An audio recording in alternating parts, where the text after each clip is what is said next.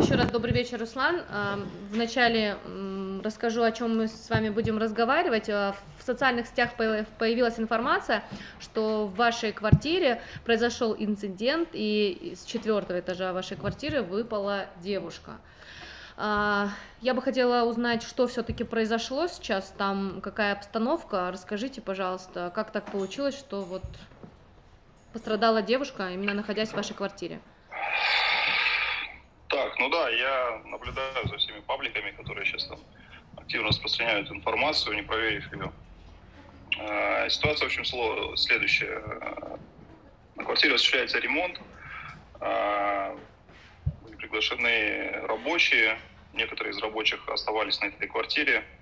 В эту ночь остался, видимо, один из рабочих.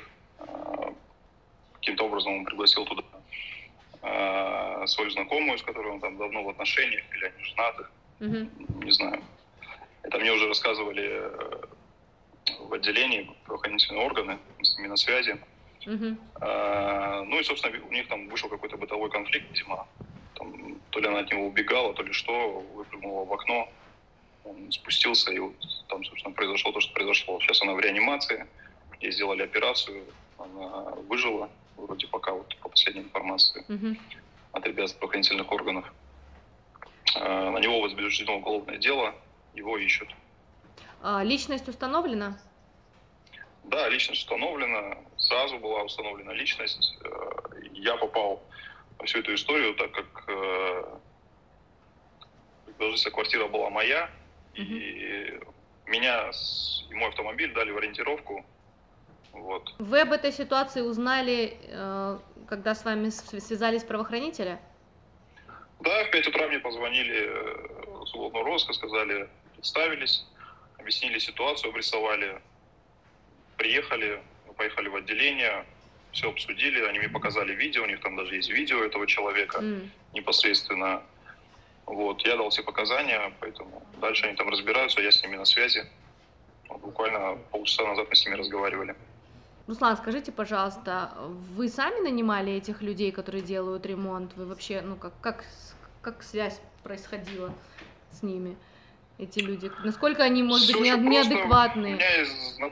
У меня есть знакомые, которые занимаются профессиональными ремонтами. Это там, одни из их там чернорабочих людей. Люди проверенные, давно работали. Я там не раз их там встречал на объекте.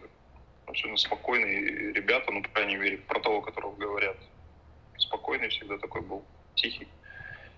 Ничего не предвещало беды, как говорится. Но что могло Что там на самом деле произошло? Что могло спровоцировать? Не знаю, что на самом деле его спровоцировало, что там случилось. Так как это его знакомая, наверняка у них там какие-то свои там взаимоотношения. Не могу здесь прокомментировать. А скажите, пожалуйста, сейчас ваши дальнейшие действия, с учетом того, что в социальных сетях распространяется ложная информация, как будете действовать? Мы подключили юристов, юристы сейчас занимаются, отслеживают все эти социальные сети, все паблики. Будем подавать на них в суд за то, что распространяют непроверенную информацию.